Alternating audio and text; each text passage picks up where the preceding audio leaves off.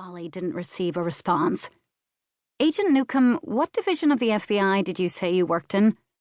White collar, Newcomb replied in a clipped tone as he pulled open the cabinets beneath the sink. White collar? Did I just fall down a rabbit hole with Alice? Mike worked in the cybercrime division.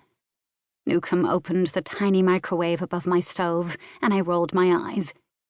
You know, Mike once told me that they found an entire safe inside the dishwasher. Maybe I've stuffed him in there.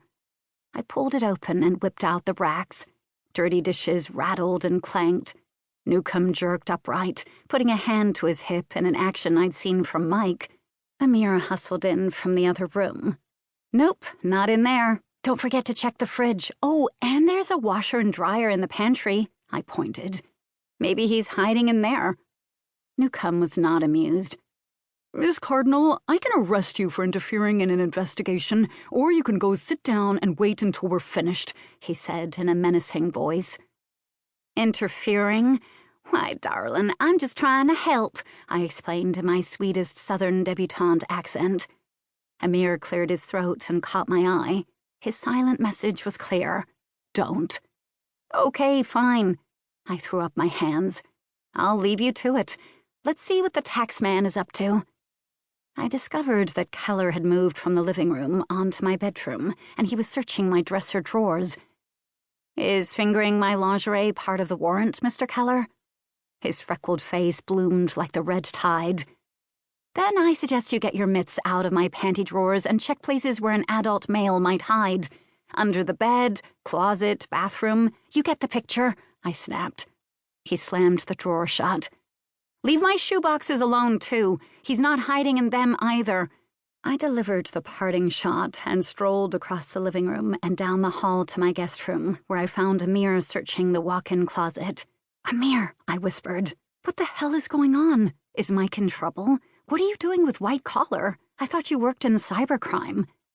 Amir put a finger to his lips to shush me. Ms. Cardinal, I believe Agent Newcomb asked you to take a seat while we finish the search, he said in a normal tone. Then he took my hand and placed a tiny, folded piece of paper in my palm. Shoving the paper deep into my robe pocket, I harumphed. Fine, I'll go wait in the living room. I stomped to the living room, plopped down onto the sofa, and flicked the TV back onto the home renovation show. A few minutes later, Newcomb came into the living room. I turned up the volume. Keller also joined us in the living room. The bedroom is clean. Did you check under the dining table? I snarked, then caught Newcomb staring at the sofa. Oh, for the love of Pete! I muted my show, stood, and picked up the cushions one at a time. He is not in my velvet couch, and if he did dare to try and crawl in there, you would be the least of his worries. Newcomb didn't seem convinced and continued to stare. What? Do you need to check behind the couch? I yanked the armrest, and it moved about 6 inches. Keller trotted over to give the backside a gander. He pulled it out farther and shook his head. Nothing back here. Shoving my favorite piece of furniture back in place, I collapsed down and put my fluffy feet on the coffee table. Newcomb pulled up the safety bar and unlocked the slider. I sighed as he spotted the door on the far right side of the deck. You'll need the key for the utility closet. Please open the closet, Miss Cardinal, Newcomb requested in a very nice way. Amir joined us in the living room. All clear in the guest bedroom and bath. Agent Amir, would you please retrieve my car keys from the glass bowl by the front door? I asked sweetly, copying Newcomb's tone. When Amir returned, Newcomb indicated I should open the door for them. Instead, I plucked out the key to the closet and held it between 2 fingers.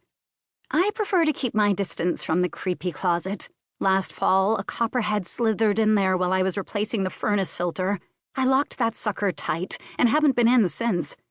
I wiggled the key. It's all you. With interest, Newcomb took the key. All 3 men piled onto my tiny deck, standing tense and at the ready, as if waiting for Mike to jump out of the closet like a jack-in-the-box. Be careful! That deck gets slippery when wet, I hollered from the comfort of my couch. I considered shouting boo when they opened the door, but I decided I might get shot. The agents were doomed to disappointment.